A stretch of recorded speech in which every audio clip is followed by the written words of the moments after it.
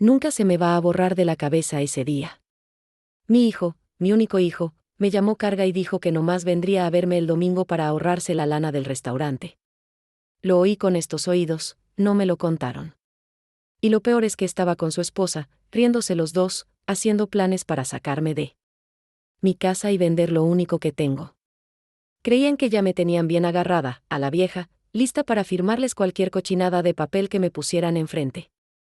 Pero lo que no sabían es que esa vieja, la que tanto sentían que valía menos, estaba a nada de sacar una fuerza que ni ella misma se conocía. Me llamo Carmen, tengo 60 años y, hasta ese momento, mi vida entera cabía en dos cosas, mi casa y mi hijo Miguel Ángel. Le di cada segundo de mi tiempo desde que su papá, Javier, se me fue. A los 30 años me quedé sola, con un chamaco de 8 años y un montón de deudas hasta el cuello.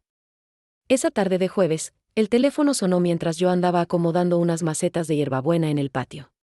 Lo contesté sin apuros, viendo que era el número de mi hijo. Jefa, ¿todo bien? Nomás te hablaba para decirte que vamos a caerle el domingo a comer. La voz de Miguel sonaba apurada, como siempre desde que se sentía muy importante en su trabajo. Claro que sí, mijo.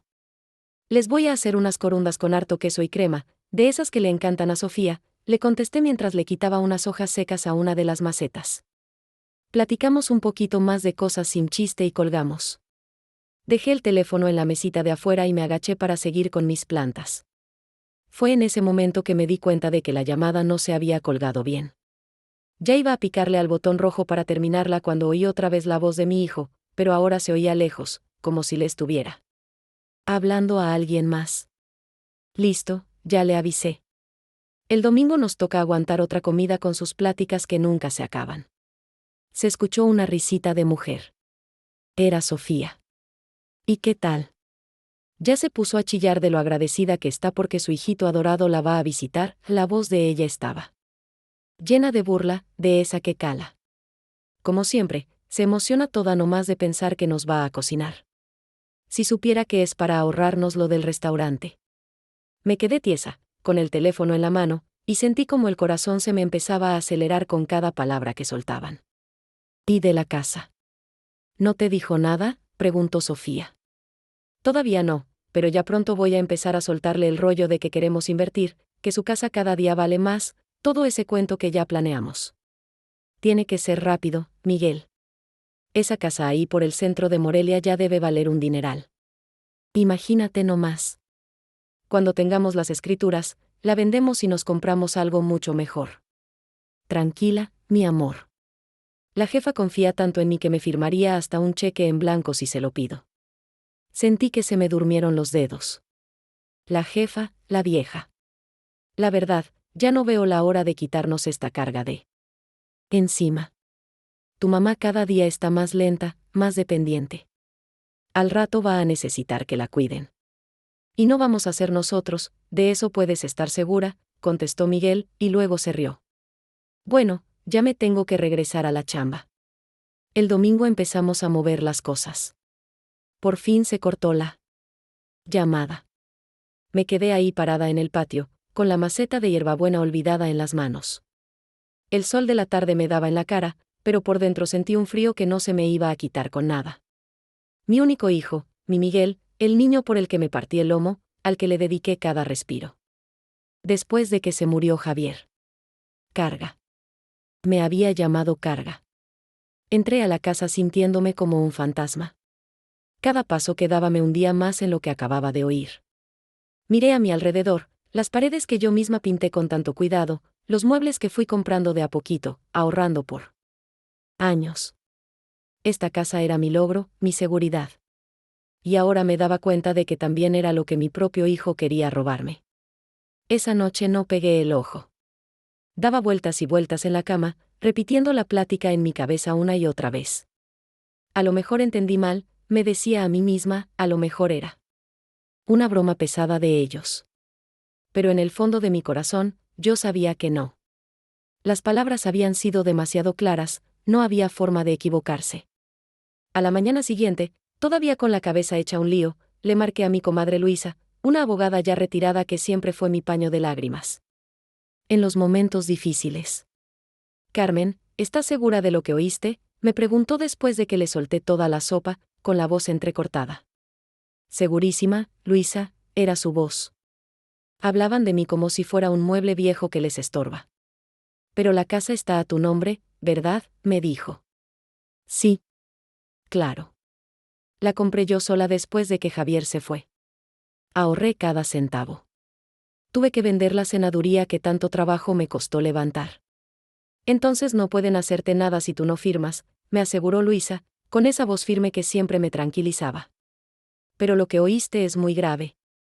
Carmen, muy grave. Colgué el teléfono sintiendo una revoltura de dolor y coraje. ¿Cómo habíamos llegado a esto? ¿Cómo mi único hijo, ese niño al que arrullé tantas noches, al que le cantaba cuando se enfermaba, por el que trabajé sin descanso, podía pagarme de esta manera? El domingo llegaron bien. Puntuales para la comida. Sofía trajo una botella de vino del barato y me dio un abrazo que se sentía más falso que una moneda de 3 pesos. Miguel me dio un beso rápido en la frente, como si estuviera cumpliendo con un trámite. Jefa, veo que sigues cuidando bien tus plantas, ¿eh? El patio se ve bonito, comentó mientras se dejaba caer en el sillón. Serví la comida callada, nomás observándolos. Cada sonrisa fingida, cada mirada que se echaban entre ellos, me confirmaba que lo que oí era verdad. Cuando Miguel empezó a hablar de inversiones y de cómo la zona del centro se estaba poniendo de moda, sentí que se me revolvía el estómago. ¿Sabes, jefa? Estaba pensando. Esta casa es muy grande para ti sola. ¿No has pensado qué bueno sería tener algo más chico, más fácil de cuidar? Tragué saliva y me obligué a sonreír. La verdad no, mijo. Esta casa es justo del tamaño que necesito. Di. Como a Sofía se le asomó el coraje en la cara, pero rápido lo escondió con otra de sus sonrisas de plástico. Pero piénselo bien, doña Carmen. Con los años, las escaleras se vuelven un problema. Un departamentito en planta baja sería mucho más práctico. En ese momento, mientras se servían más corundas, tomé una decisión. Ellos no iban a decidir por mí. No después de todo lo que dejé en el camino, no después de la traición que acababa de descubrir. Miré a mi hijo, a ese desconocido sentado a mi mesa, y por primera vez en muchos años me pregunté, ¿y yo qué quiero? La respuesta me llegaría en los siguientes días, y nadie, pero nadie, estaba preparado para lo que iba a hacer. Menos Miguel y Sofía, que no tenían ni la más remota idea de que su plan ya había sido descubierto y que la vieja, la que creían que podían manejar como un títere, estaba a punto de demostrarles una fuerza que ni ella misma sabía que tenía. Lo que pasaría después, cuando Miguel y Sofía aparecieran en mi puerta con maletas, diciendo que tenían problemas de dinero y pidiendo quedarse un tiempo, iba a ser el siguiente paso de su trampa. Lo que ellos no sabían es que yo ya tenía un plan en la cabeza. Mientras ellos invadían mi casa y mi vida, yo iba a empezar mi venganza en silencio, preparándoles una sorpresa que les iba a destruir todos sus planes de codicia. Yo siempre he creído que una casa es mucho más que 4 paredes y un techo. Para mí, esta casa en Morelia era la prueba de todo lo que construí después de que perdí a Javier. Todavía me acuerdo del día que firmé las escrituras. Era una casita sencilla en la colonia Ventura Puente, con unas cuarteaduras en las paredes y un patio que parecía monte.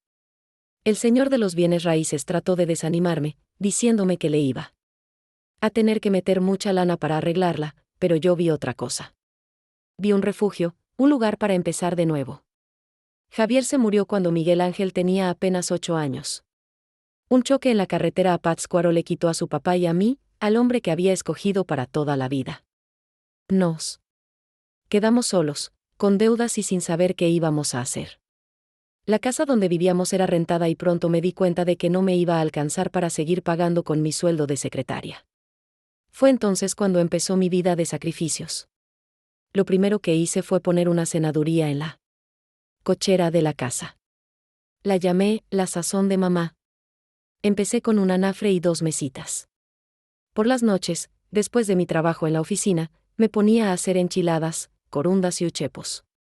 Dormía apenas 4 horas al día, pero cada peso que guardaba me acercaba a mi sueño de tener una casa propia. Mamá, ¿por qué trabajas tanto?, me preguntó Miguel una vez, cuando llegué arrastrando los pies después de otro día de doble chamba. para que podamos tener nuestro propio lugarcito, mijo. Un lugar que sea nomás nuestro, que nadie nos pueda quitar. Me tardé 7 años en juntar lo suficiente para el enganche de la casa. Cuando por fin nos cambiamos, Miguel ya era un adolescente. Recuerdo su cara de fuchi al ver cómo estaba el lugar. ¿Vamos a vivir en este cochinero?, preguntó, cruzado de brazos. No es un cochinero, Miguel. Es nuestro hogar. Y lo vamos a dejar bien bonito, ya verás. Pero no lo dejamos bonito juntos. Fui yo la que lijó las paredes los fines de semana. Fui yo la que pintó cada cuarto después de llegar cansadísima del trabajo. Fui yo la que sembró las primeras plantitas en el patio, con las manos ya llenas de callos. Miguel siempre tenía un pretexto: la tarea, los amigos, el cansancio. Cuando me dijo que quería irse a estudiar a la Ciudad de México, no lo dudé ni un segundo. Vendí las poquitas joyas que me había heredado mi mamá para pagarle la inscripción y el primer semestre. No te preocupes por el dinero, hijo. Tú échale ganas a la escuela. Quiero que tengas las oportunidades que yo no tuve. Y así se fueron otros 4 años de apretarme el cinturón todavía más. Dejé de comprarme casi todo para poder mandarle su mensualidad. Me aguanté las ganas de ir al doctor, de comprarme ropa nueva, hasta de comer bien a veces. Todo por él. Cuando Miguel se graduó, yo lloré de orgullo en la ceremonia. Mi hijo, licenciado en Mercadotecnia, el primero de la familia con un título. Pensé que por fin iba a poder descansar, que tanto sacrificio había valido la pena. Un mes después de la graduación, me presentó a Sofía. Era bonita, hablaba muy bien, de una familia con dinero. El tipo de muchacha que siempre soñé para mi hijo. Al principio, hasta parecía que me admiraba. Doña Carmen, Miguel me ha contado todo lo que usted hizo por él. Es usted una inspiración, me dijo en una de las primeras cenas en mi casa. Y yo le creí. Creí que de verdad me veía como una mujer fuerte, una madre que había dado todo. Qué tonta fui. Su boda fue sencilla, pero bonita. Usé todos mis ahorros para ayudarles con la fiesta. Cuando me agradecieron en su discurso, sentí que todo el esfuerzo había valido la pena. Mi hijo ya estaba encaminado, con una buena esposa y un buen trabajo. Mi misión estaba cumplida. O eso era lo que yo pensaba, hasta esa llamada que lo cambió todo. 2 semanas después de que oí esa conversación que me partió el alma, Miguel me volvió a llamar. Su voz se oía rara, como preocupada. Jefa, necesitamos hablar. ¿Podemos pasar a verte en la noche? Cuando abrí la puerta, horas más tarde, me los encontré a los dos con maletas en la mano y unas caras de velorio que no se las creía nadie. ¿Qué pasó?, pregunté, sintiendo un nudo en el pecho, a pesar de que ya sabía que todo era puro teatro. Perdimos el departamento, jefa. El banco nos lo quitó. No tenemos a dónde ir. Sofía tenía los ojos llenos de lágrimas. Lágrimas que ahora yo sabía que eran más falsas que el cariño que me mostraban. Y pueden quedarse aquí, les dije, haciéndome la que no sabía nada de sus verdaderas intenciones. El cuarto de huéspedes está listo. Esa noche, después de que se acomodaron, me quedé sola en el patio, mirando las plantas que había cuidado con tanto amor. Se me salieron las lágrimas en silencio, pero no eran de tristeza, sino de una decepción tan grande que no me cabía en el pecho. ¿Cómo pude haber criado un hijo tan vacío? ¿En qué me equivoqué? A lo mejor mi error fue precisamente ese, sacrificarme de más. A lo mejor, al dejar todo por él, le enseñé que mis sentimientos, mis deseos y hasta mi dignidad valían menos que los suyos. Al día siguiente, la invasión empezó de a poquito. Sofía movió todas las cosas de la cocina de lugar sin preguntarme. Miguel ocupó la sala con su computadora y sus papeles del trabajo. En unos cuantos días, parecía que la que estaba de visita en mi propia casa era yo. Oye, jefa, estábamos pensando. El cuarto principal es muy grande para ti sola. ¿No sería más práctico si te pasaras al de huéspedes? Así nosotros podríamos usar este como oficina. Me tragué el coraje y le contesté con toda la calma que pude. Este es mi cuarto, mijo. Y aquí me siento muy a gusto. Le vi en los ojos el mismo enojo que ponía cuando era adolescente y yo no le daba permiso para alguna tontería. Con él. Paso de las semanas, la cosa se puso peor. Empezaron a llegar cartas a nombre de ellos a mi dirección. Sofía platicaba con los vecinos como si la casa fuera suya. Miguel empezó a hacer arreglitos sin consultarme. Un día llegué de la panadería de la esquina y vi que habían quitado mis cuadros de la sala, los que yo había bordado, y habían puesto unos pósters modernos y sin chiste. Pensamos que la casa necesitaba una manita de gato, jefa. Esos cuadros ya se veían muy viejitos. Cada cambio era como una espinita que se me clavaba en el corazón. Cada cosa que movían de lugar, cada decisión que tomaban sin tomarme en cuenta, era un recordatorio de su falta de respeto, de su malagradecimiento, de su traición. Una noche, mientras yo me hacía la dormida, los oí platicando en la cocina. Despacito, agarré mi celular y le puse a grabar. Me pegué a la puerta para no perderme ni una palabra. Ya. Pasaron 3 meses y tu mamá no ha vuelto a tocar el tema de las escrituras, la voz de Sofía sonaba desesperada. Ya le he tirado indirectas, pero la vieja se hace la que no oye. Creo que ya tenemos que ser más directos. ¿Y si no quiere?, preguntó Miguel. Ya le metimos una buena lana a los arreglos, pensando que la casa iba a ser nuestra. Miguel soltó una risita amarga. Claro que va a querer. Le voy a decir que es por su bien, que estamos preocupados por su futuro. Le voy a empezar a hablar de las casas de retiro, de esas que tienen actividades para viejitos. Mi jefa siempre ha sido bien fácil de convencer, siempre ha querido verme feliz a como de lugar. Y en cuanto las escrituras estén a nuestro nombre, vendemos este lugar y nos compramos algo decente, lejos de aquí. A ella le buscamos un cuartito o un lugar en un asilo de los baratos, cada palabra que salía de sus bocas. Era como un cuchillo que se me enterraba más y más adentro. Mi propio hijo, el que yo traje al mundo, planeando cómo deshacerse de mí como si fuera un traste viejo. Todo lo que construí, todo lo que sacrifiqué, reducido a un negocio de compra y venta. Me regresé a mi cuarto con las piernas temblándome, pero con la grabación bien guardada en el celular. Lloré en silencio, con la cara hundida en la almohada para que no me fueran a oír. Lloré por el amor que se había muerto, por la traición, por la ingratitud tan grande.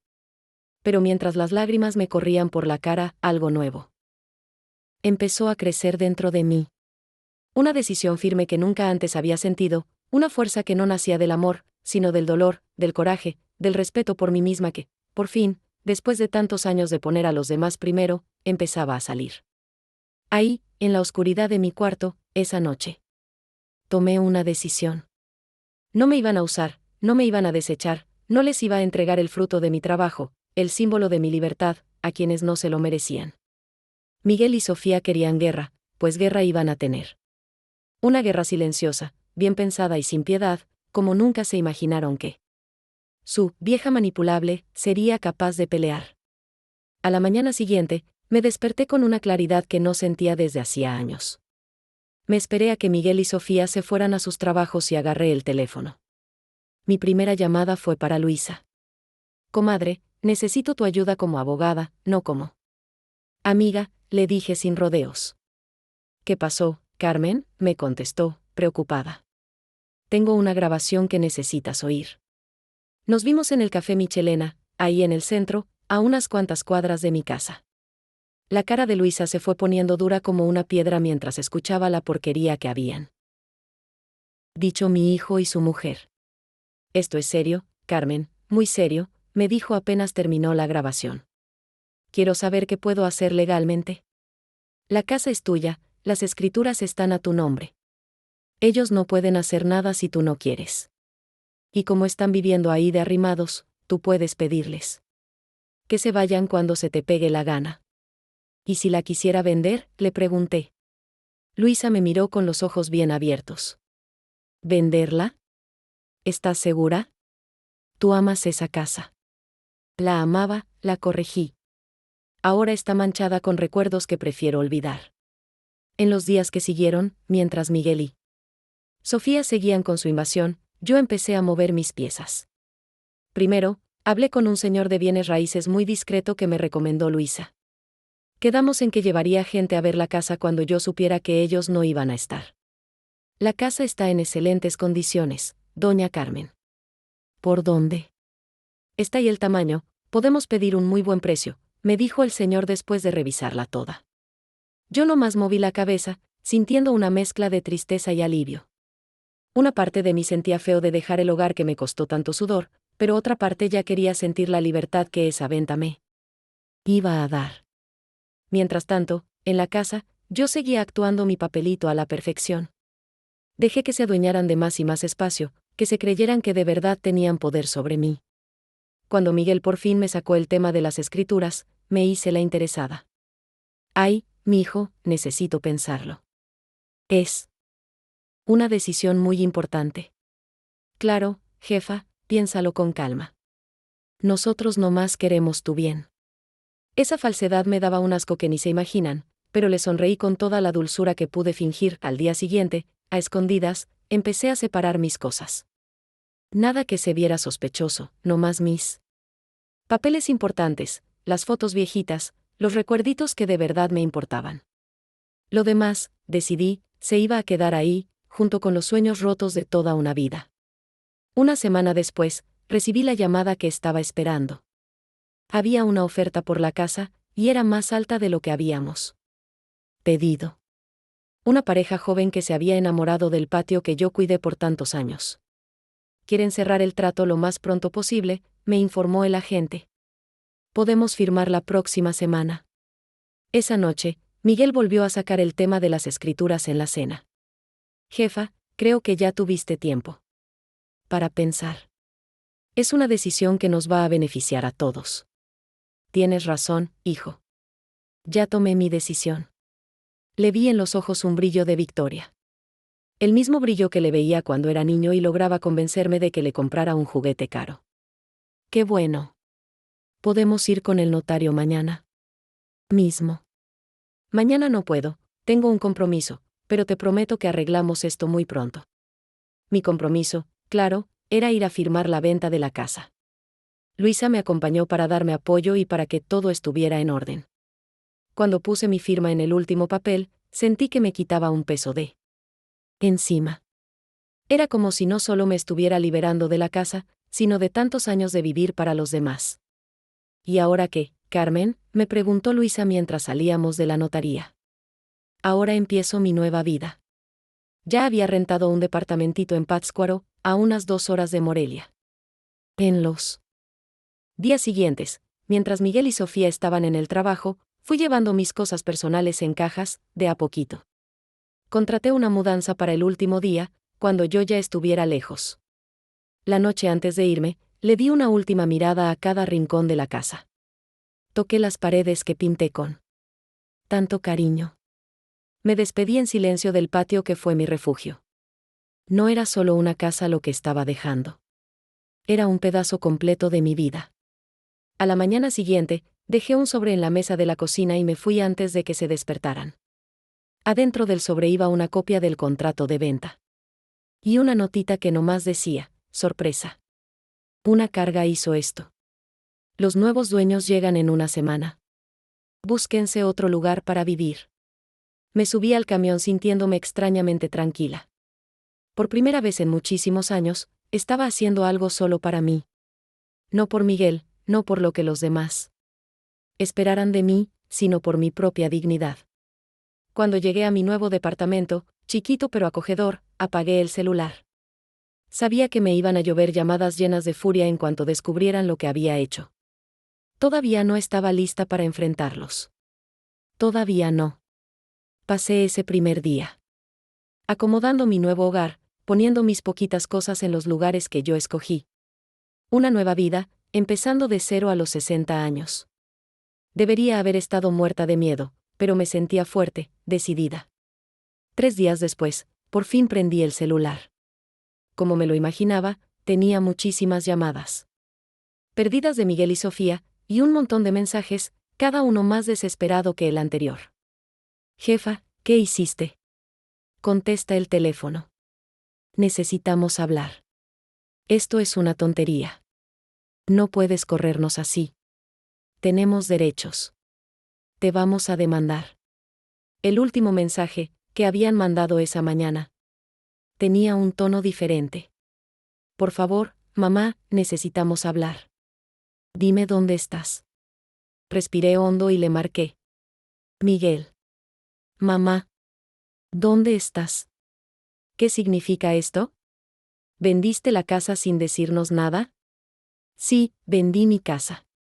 No sabía que necesitaba pedirle permiso a nadie para hacer lo que yo quiera con mis cosas. Pero, ¿dónde vamos a vivir ahora? Nos dejaste en la calle. Igualito que como ustedes planeaban dejarme a mí en cuanto tuvieran las escrituras, cuando me mandaran a un asilo de los baratos. Hubo un silencio del otro lado de la línea. Luego, con una voz que quería sonar ofendida, me dijo, ¿de qué estás hablando? Lo oí todo, Miguel. La llamada que no colgaron bien. Las pláticas en la cocina. Sé perfectamente lo que estaban planeando. Más silencio, seguido de un intento patético por negarlo todo. Mamá, entendiste todo mal. Estábamos hablando de otra cosa. Nosotros solo. Queríamos cuidarte. Ya basta de mentiras, lo corté en seco, con una firmeza que nunca había usado con él. Tienen una semana para largarse. Los nuevos dueños compraron legalmente, y dudo mucho que quieran tener de inquilinos a gente como ustedes. Necesitamos vernos. Tenemos que hablar en persona. Lo pensé un momento. Quizás ya era hora de ponerle punto final a todo esto, cara a cara. Está bien. Mañana a las 3 de la tarde en el Café Michelena. Llegué al café a propósito un poco tarde. Quería que esperaran, que sintieran un poquito de la ansiedad que ellos me hicieron sentir a mí. Cuando entré, los vi luego. Miguel y Sofía, sentados en una mesita del rincón, con cara de pocos amigos, mirando a cada rato hacia la puerta. Caminé despacio hacia ellos, sintiendo una extraña sensación de poder. Por primera vez, yo tenía el control de la situación. Mamá, por fin. Miguel se levantó como si fuera a abrazarme. Me hice a un lado disimuladamente, para que no me tocara. Sus ojos se dieron cuenta del rechazo y por un segundo pareció que de verdad le había dolido. Vamos al grano, dije mientras me sentaba. Tienen 5 días para dejar mi antigua casa. Nuestra casa, me corrigió Sofía. Hemos vivido ahí por meses. Mi casa, repetí con calma, comprada con mi dinero, con mi sudor, la casa que ustedes planeaban robarme. Esto es un malentendido, empezó a decir Miguel, con su vocecita de yo no fui. Solo estábamos platicando de posibilidades. Nunca hubiéramos hecho nada sin que tú estuvieras de acuerdo. Sin decir una palabra, saqué el celular de mi bolsa, abrí la aplicación de la grabadora y le piqué a play. Sus propias voces llenaron el silencio de la mesa, claritas, imposibles de negar. Le buscamos un cuartito o un lugar en un asilo de los baratos. Vi cómo se les iba el color de la cara mientras la grabación seguía. Cuando terminó, apagué el celular y los miré fijamente. ¿Todavía quieren negarlo? Miguel se pasó la mano por la cara, se veía que no sabía ni qué decir. Mamá, eso fue, estábamos estresados. Dijimos tonterías. Nunca lo hubiéramos hecho. Solo se dieron cuenta de que era una tontería porque los caché, le contesté, fría como el hielo. Y no me llames mamá. Las mamás crían hijos con valores, con respeto. Se ve que en eso yo fallé. Sofía, que siempre fue más directa, decidió cambiar de estrategia. ¿Qué es lo que quieres? ¿Dinero? ¿Podemos negociar una parte de lo de la venta? Me empecé a reír. Una risa de verdad, que hasta a mí me sorprendió.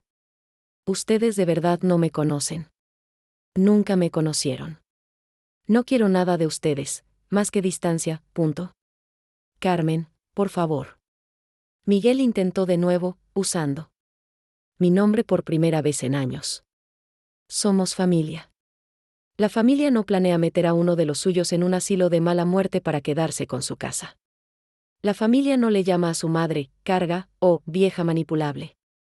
Lo que teníamos nosotros no era familia, Miguel, era conveniencia tuya. Sofía.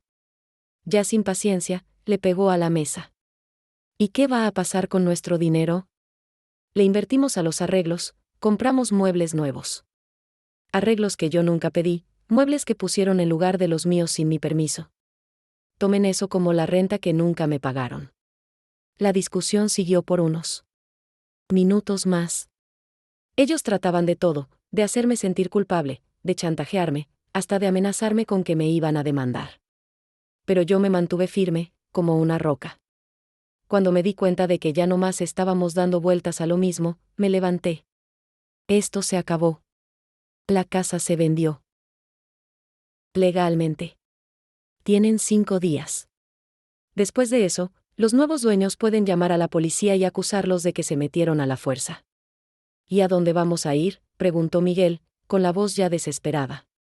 Al mismo lugar a donde ustedes planeaban mandarme a mí, le contesté mientras agarraba mi bolsa. Búsquense un cuartito barato. Salí del café sin voltear para atrás, sintiéndome extrañamente ligera. No sentía alegría, ni el dulce sabor de la venganza, solo la sensación de que por fin había puesto los límites que debía haber puesto desde hace mucho tiempo. En los meses que siguieron, me fui acomodando a mi nueva vida. Mi departamentito en Pátzcuaro era chiquito pero muy acogedor, y lo fui decorando a mi gusto, de a poquito, cada cosa escogida por mí y para mí. Empecé a ir a un centro comunitario que está cerca de la plaza, y ahí conocí a otras señoras de mi edad. Algunas con historias parecidas a la mía, otras con vidas completamente diferentes, pero todas con algo que enseñar. Miguel intentó buscarme algunas veces. Al principio eran mensajes llenos de coraje, después trató de manipularme otra vez. Estamos pasando por muchas dificultades, me escribía. No tenemos a dónde ir. Con el tiempo, cuando se dio cuenta de que yo no iba a ceder, los mensajes pararon.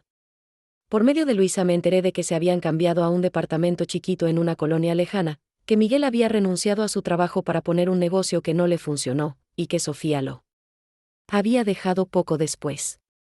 No sentí ninguna satisfacción al oír esas noticias. Tampoco tristeza. Solo una extraña sensación de lejanía, como si esas personas ya no fueran parte de mi vida. Un año después de que me mudé, sin planearlo, terminé en un camión que iba de regreso a mi antiguo barrio en Morelia. No fue a propósito, nomás me subí al camión equivocado y decidí dejar que me llevara. Cuando me bajé, caminé despacito por las calles que conocía tan bien. Me paré enfrente de mi antigua casa. Se veía diferente, la habían pintado de otro color, le pusieron una puerta nueva, y el patio estaba completamente cambiado. Pero todavía se podía reconocer la forma, la esencia de lo que yo había construido. Me quedé ahí parada unos minutos, nomás mirando. No sentí el dolor que alguna vez pensé que sentiría, ni una tristeza que me dejara paralizada. Solo me di cuenta de una cosa. Esa ya no era mi casa, así como Miguel ya no era mi hijo. No de la manera en que yo creía. Lo que yo había perdido no era una casa o una familia, era una idea equivocada, la idea equivocada de que los sacrificios te aseguran el amor, de que dejar de ser tú misma para complacer a los demás te va a atraer lealtad, de que ser madre significa desaparecer por completo. Mientras caminaba de regreso a la parada del camión, me di cuenta de que mi verdadera liberación no fue cuando vendí la casa, ni cuando enfrenté a Miguel y Sofía en ese café. Fue en el momento en que entendí que yo merecía más. Que yo valgo por mí misma, no por lo que pueda hacer por los demás. Que puedo empezar de nuevo, sin importar la edad que tenga. En el centro comunitario empecé a trabajar como voluntaria, ayudando a otras mujeres que, como yo, necesitaban volver a encontrar su propia voz después de años de estar calladas. Les contaba mi historia sin pena, sin sentirme víctima, y veía en los ojos de esas mujeres el mismo despertar que yo había sentido. ¿Y de dónde sacó la fuerza para hacer todo eso sola?, me preguntó un día María, una señora de 62 años que estaba pasando por algo parecido con su hijo. No fue fuerza, María, fue necesidad. A veces necesitamos perderlo todo para darnos cuenta de lo que de verdad importa. Mi pequeño departamento se convirtió en un refugio, no solo para mí, sino para mujeres que necesitaban un lugar seguro para llorar, para planear cómo cambiar sus vidas, o simplemente para estar sin que nadie las juzgara. Lo llené de plantas, hierbabuena, menta, romero. Me recordaban a mi antiguo patio, pero de una forma nueva, más ligera. Una tarde de domingo, como año y medio después de que dejé mi antigua vida, recibí una carta. Reconocí luego la letra de Miguel. Mi primer impulso fue tirarla a la basura sin abrirla, pero algo dentro de mí me dijo que la leyera. Mamá, sé que no merezco que me perdones. Ni siquiera te lo estoy pidiendo. Solo quería que supieras que ya entendí lo que hiciste y por qué lo hiciste. Me costó trabajo, pero ya lo entendí. Sofía me dejó. El departamento donde vivimos ahora es chiquito y feo. Ya no tengo el trabajo que tú me ayudaste a conseguir. Todo lo que yo había construido, o más bien, todo lo que tú construiste para mí, se fue a la basura. Al principio te eché la culpa a ti, después le eché la culpa a Sofía. Ahora, por fin, me di cuenta de que el único culpable soy yo. No espero que me contestes. Solo quería que supieras que, donde sea que estés, espero que estés bien. Y que aprendí la lección, de la manera más dura. Miguel. Leí la carta 3 veces. No sentí coraje, ni ganas de vengarme, ni siquiera tristeza. Solo una tranquila aceptación. Hay relaciones que no se pueden arreglar, y a veces ni falta hace. No le contesté. Hay círculos que se tienen que cerrar en silencio. A la semana siguiente, durante una de las reuniones en el centro comunitario, llegó una señora nueva. Tenía el pelo canoso, los ojos asustados y las manos le temblaban. Me llamo Clara. Mi hija quiere que le ponga la casa a su nombre. Dice que es por mi seguridad. La miré a los ojos y me vi a mí misma en el pasado. Insegura, fácil de manipular, desesperada por un poquito de cariño. Clara, le dije, agarrándole las manos. Te voy a contar una historia. La historia de cómo lo perdí todo. Y de cómo, en ese proceso, me encontré a mí misma. Y así, mi camino continuó, ya no como la víctima, ya no como la madre traicionada, sino como una mujer que aprendió, ya tarde en la vida, la lección más importante de todas, el amor de verdad, ya sea por un hijo, por una pareja o por un hogar, nunca te va a pedir que tú desaparezcas para que el otro pueda existir. Hoy, a mis 62 años, miro para atrás y no me arrepiento de nada. La casa, allá en la colonia Ventura Puente, ahora es de otra familia. Miguel sigue su camino, sea cual sea. Y yo, por fin, sigo el mío. En mi pequeño balcón, cultivo hierbabuena en macetas de colores. A veces, cuando el sol de la tarde les da a las hojas, me acuerdo de mi antiguo patio, pero no con dolor, sino con agradecimiento. Fue ahí donde empezó mi liberación, cuando oí por accidente la verdad. Que necesitaba oír para despertar. Fue ahí donde aprendí que a veces, nuestro propio silencio necesita romperse, y que otras veces, es precisamente en el silencio donde encontramos la fuerza más grande que tenemos. No sé qué me vaya a traer el futuro. Solo sé que, por primera vez, me pertenece a mí. Y a nadie más. ¿Y tú, qué hubieras hecho en mi lugar? ¿Crees que lo que hice estuvo bien, o debí haber perdonado a mi hijo? Deja tu opinión aquí en los comentarios. Y si te gustó esta historia de superación, no te olvides de darle me gusta, suscribirte y compartirla. Tu fuerza también puede inspirar a alguien.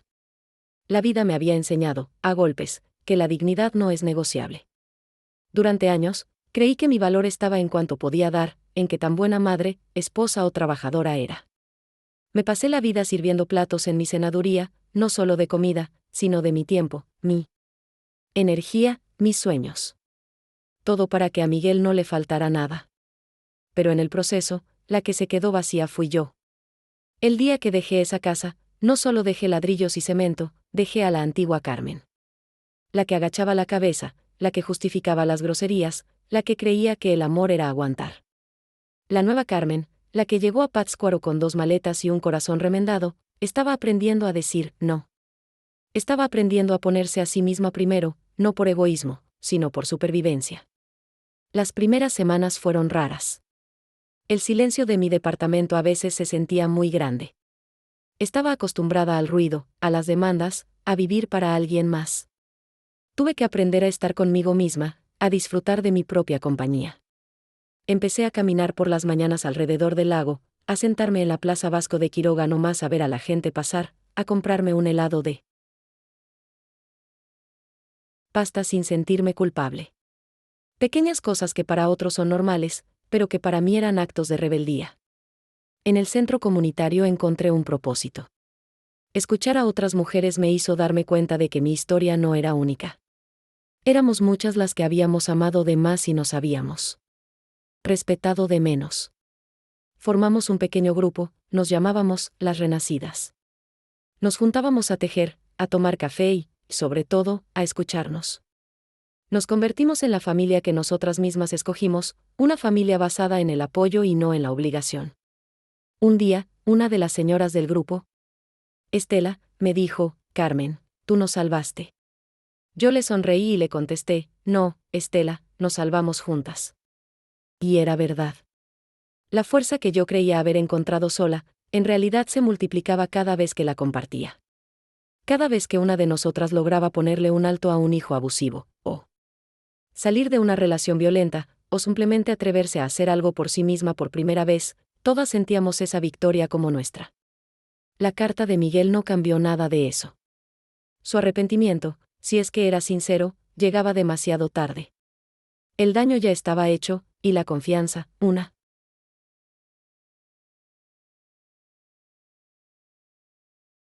vez que se rompe, es como un plato de cerámica de Capula, por más que lo pegues, las grietas siempre se van a ver. Perdonar es una palabra muy grande.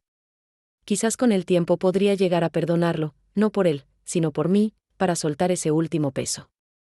Pero perdonar no significaba olvidar, y mucho menos volver a dejarlo entrar en mi vida. Había construido una paz que me costó demasiado como para arriesgarla. Mi vida ahora era mía, y planeaba disfrutarla. Los domingos, en lugar de cocinar para esperar una visita que solo venía por conveniencia, ahora me juntaba con mis amigas de Las Renacidas. Hacíamos comidas donde cada una llevaba algo, poníamos música, bailábamos. Nos reíamos a carcajadas, de esas risas que te sacuden el cuerpo y te limpian el alma. Hablábamos de nuestros planes, de los talleres a los que nos queríamos meter, de los pueblitos que queríamos conocer. Ya no. Hablábamos de los hombres que nos habían lastimado o de los hijos que nos habían decepcionado. Hablábamos de nosotras. A veces, cuando riego mis macetas en el balcón, el olor a hierbabuena me transporta por un segundo a ese patio en Morelia, a esa tarde que lo cambió todo. Y en lugar de sentir dolor, siento una profunda gratitud. Gracias a esa traición, me encontré. Gracias a esas palabras crueles, encontré mi propia voz. La vida tiene maneras muy extrañas de darnos lecciones. A mí me dio la más dura de todas, pero también la más valiosa. Aprendí que el nido vacío no tiene por qué ser un lugar de soledad y tristeza. Puede ser el comienzo de un nuevo vuelo, uno más alto y más libre que todos los anteriores. Y yo, Carmen, a mis 62 años, apenas estaba empezando a extender mis alas. La historia de la casa se convirtió en una especie de leyenda en el centro comunitario. Era la prueba de que hasta la mujer que parece más dócil tiene un límite. Y cuando ese límite se cruza, la fuerza que sale puede mover montañas, o en mi caso, vender una casa y empezar de cero. No volví a saber de Sofía. Supongo que encontró a alguien más a quien exprimirle la vida. De Miguel, solo supe lo que me contó Luisa y lo que decía en su carta. A veces me pregunto si de verdad aprendió algo, o si solo estaba buscando que le resolviera la vida otra vez. Prefiero no saberlo. Hay puertas que es mejor dejar cerradas. Mi puerta, la de mi pequeño departamento en Pátzcuaro, ahora solo se abre para la gente que me trae paz, que me respeta y que me quiere por quien soy, no por lo que les puedo dar. Y la mayoría de las veces, la persona más importante que cruza esa puerta todos los días, soy yo misma. Aprendí a quererme, a cuidarme, a ser mi propia prioridad. Después de 60 años, por fin entendí de qué se trataba la vida. No de aguantar, sino de vivir. Y vaya que estaba viviendo. Cada día era un regalo, una oportunidad para hacer algo nuevo, para reírme, para disfrutar de la tranquilidad que tanto me había costado ganar. Mi venganza no fue vender la casa. Mi verdadera venganza fue ser feliz sin ellos. Y esa era la más dulce de todas. El sol se mete detrás de las montañas que rodean el lago, pintando el cielo de naranja y rosa. Yo lo veo desde mi balcón, con una taza de té de canela en las manos. Y por primera vez en mucho, mucho tiempo, me siento completa. No me falta nada. No. Necesito a nadie para estar bien. La única persona que necesito, ya está conmigo. Y esa persona soy yo. La decisión de no responder la carta de Miguel fue una de las más difíciles, pero también de las más importantes. Durante días, la tuve sobre la mesita de la sala. Pasaba y la miraba. Una parte de mí, la madre que fui durante tantos años, sentía el impulso de levantar el teléfono y decirle: vente, mijo, aquí vemos cómo le hacemos. Era un instinto, una costumbre de décadas de ser su red de seguridad, su colchón para todas las caídas. Pero otra parte, la nueva Carmen, la que había luchado tanto por salir del hoyo, me detenía. Me recordaba las risas en el teléfono, la palabra carga, el plan del asilo barato. Recordaba el frío que sentía en el cuerpo esa tarde, un frío que no se quitaba ni con todo el sol de Michoacán. Esa nueva Carmen sabía qué responder, que abrir esa puerta aunque fuera una rendijita, era traicionarme a mí misma. Era decirle a la mujer que había renacido que su dolor no importaba, que su paz no era tan valiosa. Y eso no lo iba a permitir. Una tarde, tomé la carta, la doblé con cuidado y la guardé en una cajita de madera donde tengo mis cosas importantes. No. La tiré, porque era parte de mi historia, era el punto final de un capítulo muy largo y doloroso. Pero guardarla también era una forma de ponerla en su lugar, en el pasado. Mi presente y mi futuro estaban afuera, en las calles empedradas de Pátzcuaro, en las risas de mis amigas, en los proyectos del centro comunitario. Un día, organizamos un pequeño bazar en la plaza para vender las artesanías que hacíamos en el taller. Yo llevé unos manteles bordados y unas macetas que había pintado a mano. Mientras acomodaba mis cosas, se me acercó una muchacha joven, de unos 20 años. Se quedó mirando una maceta que tenía pintado un colibrí. Está muy bonita, me dijo. Mi mamá amaba los colibríes. Platicamos un rato. Me contó que su mamá había fallecido hacía poco y que se sentía muy sola. Le conté un poco de mi grupo, de Las Renacidas.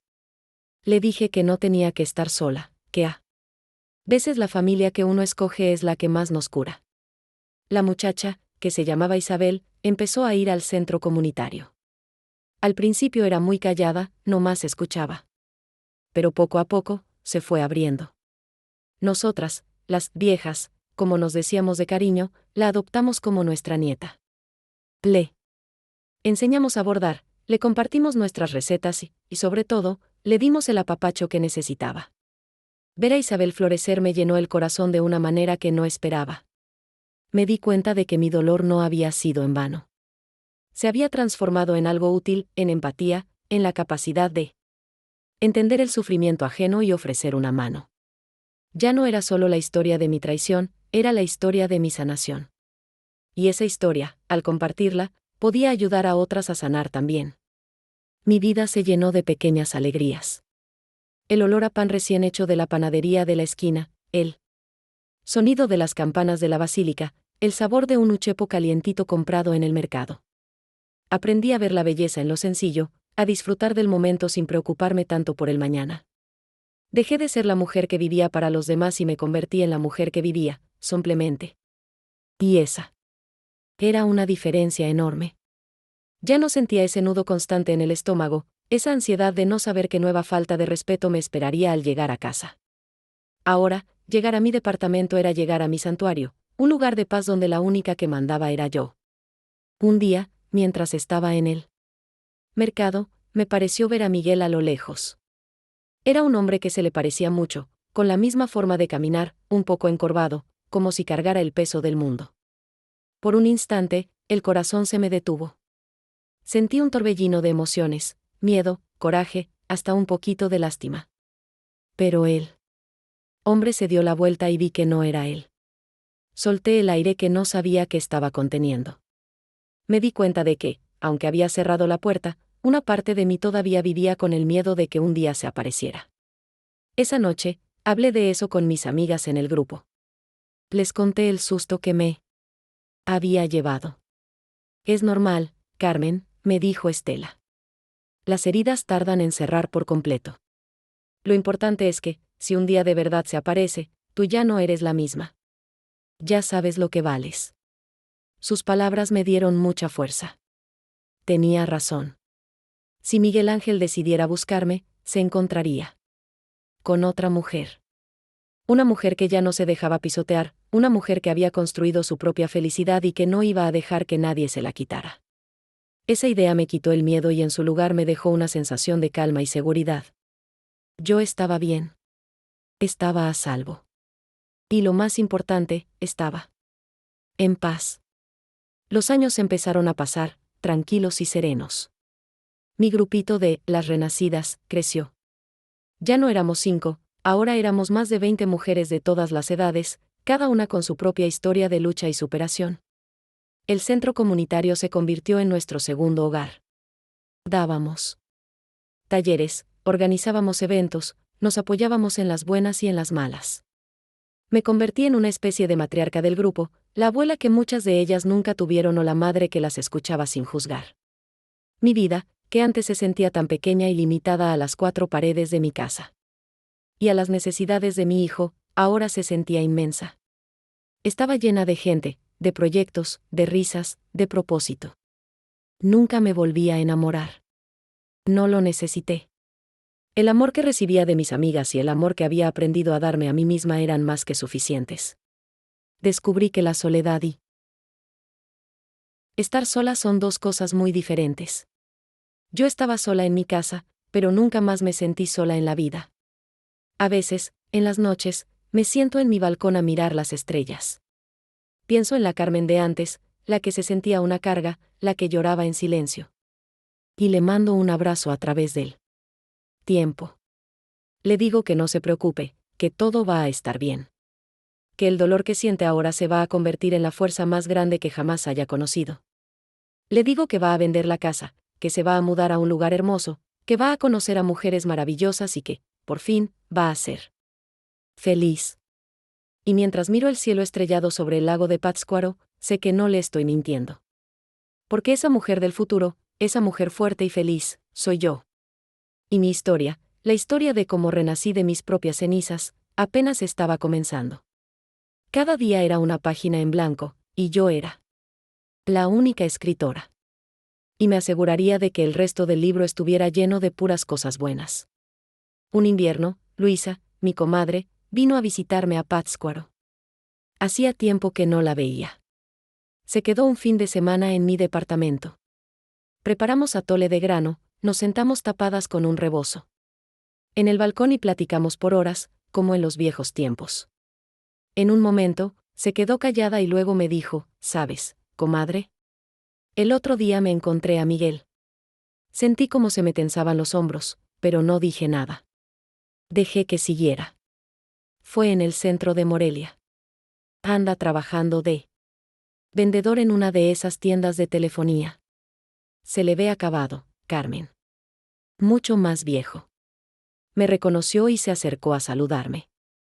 Me preguntó por ti. ¿Y qué le dijiste?, le pregunté, con la voz más tranquila que pude. Le dije que estabas muy bien, que te veías muy contenta y que estabas viviendo tu vida. No le dije dónde, claro. No más eso. Se quedó callado un rato y luego me dijo, dígale que me da gusto. Y que lo siento. Y se fue. Eso fue todo.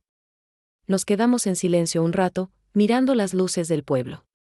La noticia no me causó ni alegría ni tristeza. Fue como oír hablar de un conocido lejano, alguien que alguna vez fue importante pero que ya no tenía nada que ver con mi vida actual.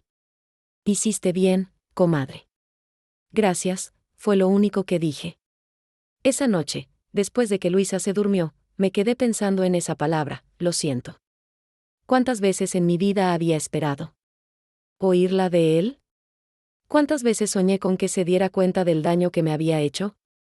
Y ahora que por fin llegaba, de segunda mano y en una calle del centro, ya no me importaba. Ya no la necesitaba para estar en paz.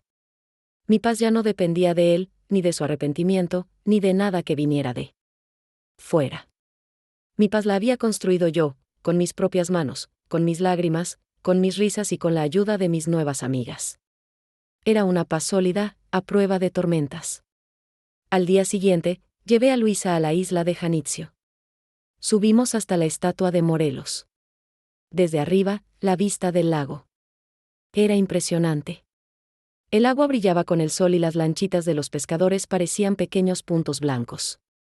Nunca me imaginé que mi vida terminaría así, le dije a Luisa, mientras el viento nos pegaba en la cara. Yo tampoco, me contestó, sonriendo. Siempre pensé que te quedarías en esa casa, cuidando a Miguel y a sus hijos. Pero la vida nos dio una sorpresa. Una buena sorpresa, añadí yo. Y lo sentía de verdad. La vida que tenía ahora era 1000 veces mejor que la que hubiera tenido si las cosas hubieran seguido como antes. Era una vida auténtica, una vida mía. Ya no era la sombra de nadie. Era Carmen, la que bordaba manteles, la que pintaba macetas, la que daba buenos consejos, la que se reía fuerte, la que había aprendido a vivir. Cuando regresamos al muelle, vi a una familia joven. El papá, la mamá y un niño pequeño. El niño se tropezó y se raspó la rodilla. Empezó a llorar. Su mamá lo levantó, lo abrazó, le dio un beso en la herida y le dijo, sana, sana, colita de rana. Si no sanas hoy, sanarás mañana. El niño dejó de llorar y la abrazó fuerte. Ver esa escena me movió algo por dentro. Por un momento, recordé a Miguel de chiquito, cuando se caía y yo corría a levantarlo.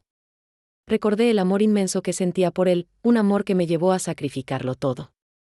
Y entendí que ese amor no había sido un error.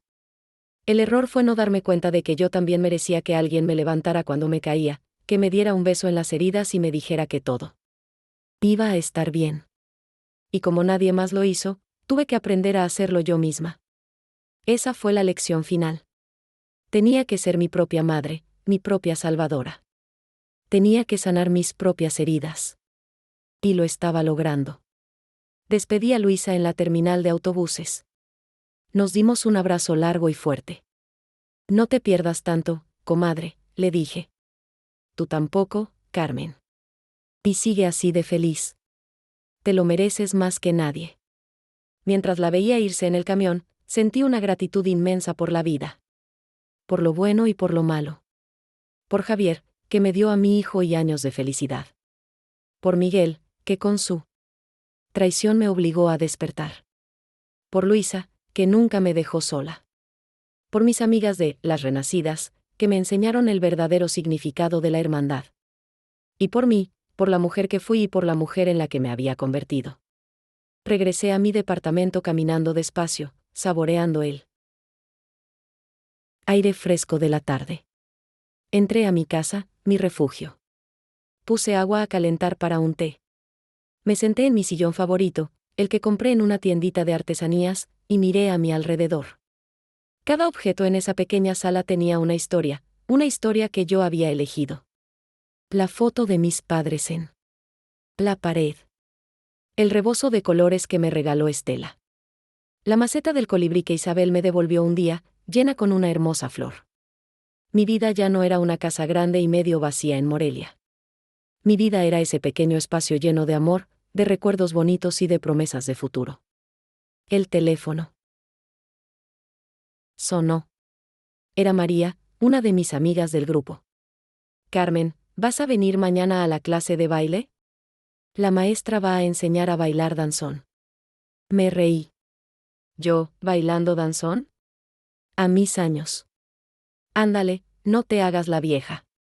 La vida es para gozarla. Te esperamos a las 10. Bueno, está bien, le contesté. Todavía riéndome. Ahí estaré. Colgué el teléfono y me quedé sonriendo. Bailar danzón. ¿Por qué no? Todavía me quedaban muchas cosas por aprender, muchas risas por soltar, muchos bailes por bailar. Mi historia no había terminado esa tarde en el patio, cuando oí esa llamada. Al contrario. Esa tarde, mi verdadera historia apenas había comenzado. Y el final lo iba a escribir yo, a mi propio ritmo, con mis propios pasos, y con la música que yo quisiera bailar. Y sería un final feliz. No de cuento de hadas, sino un final real, de una mujer de carne y hueso que se cayó, se levantó y aprendió a volar. Y eso era mucho mejor. La vida seguía, y yo estaba lista para lo que viniera, con el corazón abierto y los pies listos para bailar.